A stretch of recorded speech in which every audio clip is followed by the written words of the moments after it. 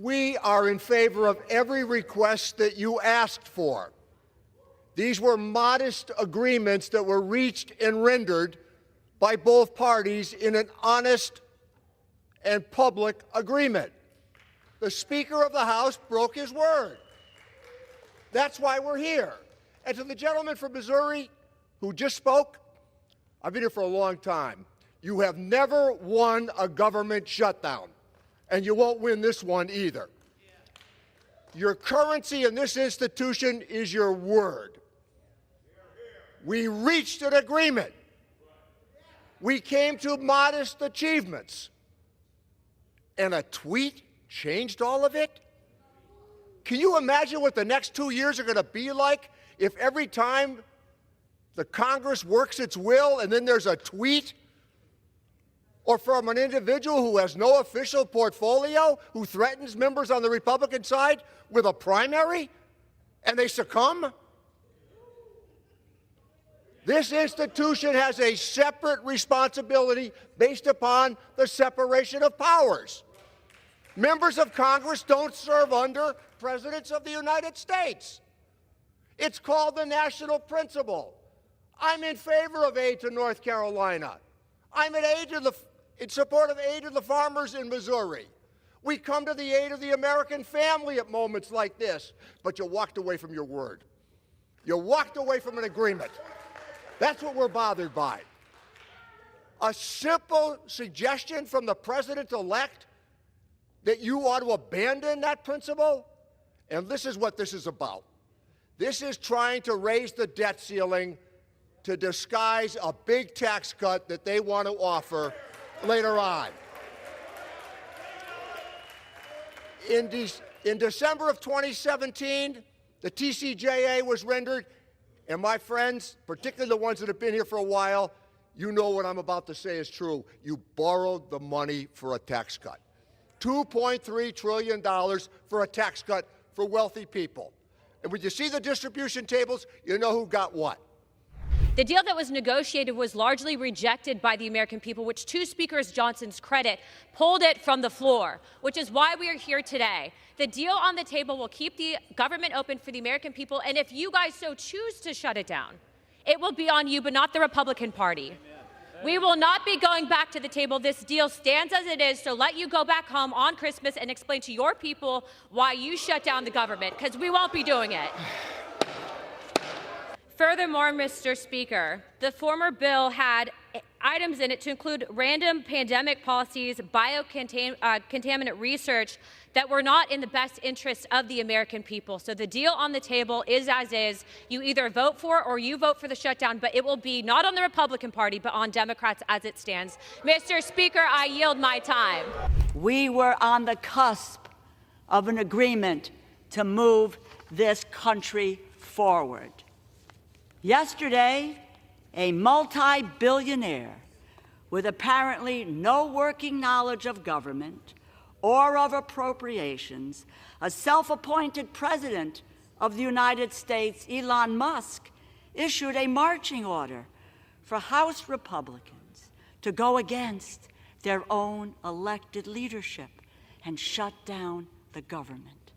Soon after, Congress was on a fast track to a government shutdown. House Republicans are responsible for any harm and uncertainty brought upon the American people. And should some get their wish for a month-long government shutdown, they will be responsible for cleaning up their mess come Inauguration Day. We are in completely unprecedented times. The world's richest man, an unelected contractor reaping billions in government contracts, is calling the shots in the Republican Party. Who is in charge? And at the behest of the world's richest man, who no one voted for, the United States Congress has been thrown into pandemonium. We had a bill on Tuesday that was the result of a year and a half of work in which had the input of Republicans and Democrats, their interests, their concerns, the needs of their constituents. This bill has no such bipartisan input, and we are considering it in mere minutes after it was released. I did not bring any fancy signs with me today. Those take hours to prepare, but I will tell you, if a shutdown occurs because we do not pass this continuing resolution today, it will not be a Republican shutdown. It will be a Democrat shutdown. And when it goes over to the Senate, it will be the Schumer shutdown. Will suspend. The gentleman will suspend. The House will come to order. The gentleman from Missouri has the floor. The gentleman is recognized. Mr. Speaker, this is not about millionaires. This is not about billionaires. This is about our farmers. This is about our military getting the pay that they deserve through the Christmas and New Year's. This is about the future of this nation. This continuing resolution, Mr. Speaker, before us, it is not a perfect solution, but this is a bridge that will allow us to continue the critical work of funding our troops, securing our border, supporting our farmers, caring for our veterans, and providing disaster relief for those in the Carolinas that we visited just last month, living in tents in freezing temperatures while illegal aliens are living at the Roosevelt Hotel in New York City. House Republicans have abandoned that bipartisan agreement that we entered into in good faith, a bill that House Republicans negotiated, gave us your word that we were going to move forward together on behalf of the American people. It was a Republican-drafted bill that was posted by House Republicans. And then one or two puppet masters weigh in, and the extreme MAGA Republicans decide to do the bidding of the wealthy, the well-off, the well-connected, millionaires and billionaires, not working-class people all across America. The bill that is before us today is just part of an effort to shut down the government.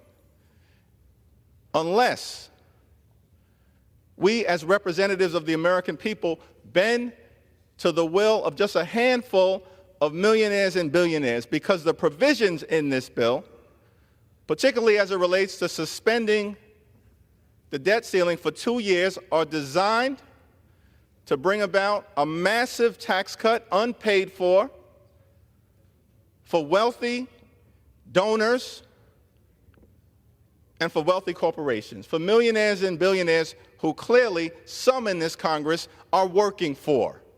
You know, we've had a lot of talk about what's not in this bill. Maybe we ought to talk a little bit about what's in this bill. It keeps the government open, which my friends say they want to do, and I think they're sincere in that. This does that. It provides relief to people in the various disaster areas around the country at an amount that they agree to, and we agree to, and we share that in common.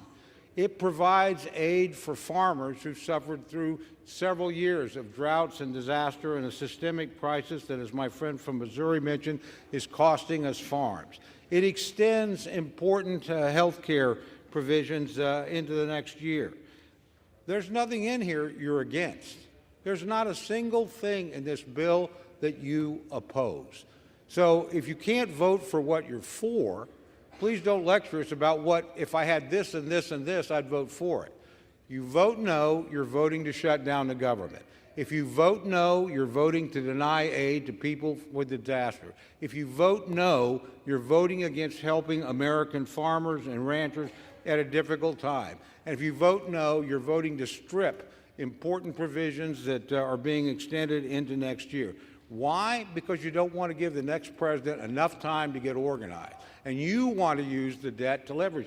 The extension of the debt ceiling is what we've done for the last 2 years. It's what you supported 2 years ago. There's no change in that whatsoever. So if you want to fight other things and other battles, that's great. I welcome that debate. I think it's a legitimate debate. But you're voting against a bill that everything in it you support. Every single thing. And you're doing that for political purposes. So please don't lecture us about that. We present something that keeps the government open, that provides aid to people, that provides support for farmers. When I got through cancer about 12 years ago, I made my promise to my kids that I would do everything I can to save this country. And what we're doing right now is to continue to double down on the things that are destroying the republic. We are going to increase the debt ceiling, not just $4 trillion, that's false. We have spent $4.7 trillion in additional debt in the last 19 months. We're going to increase the debt by $5 trillion. That's what's going to happen right here by Republicans, increasing the debt $5 trillion.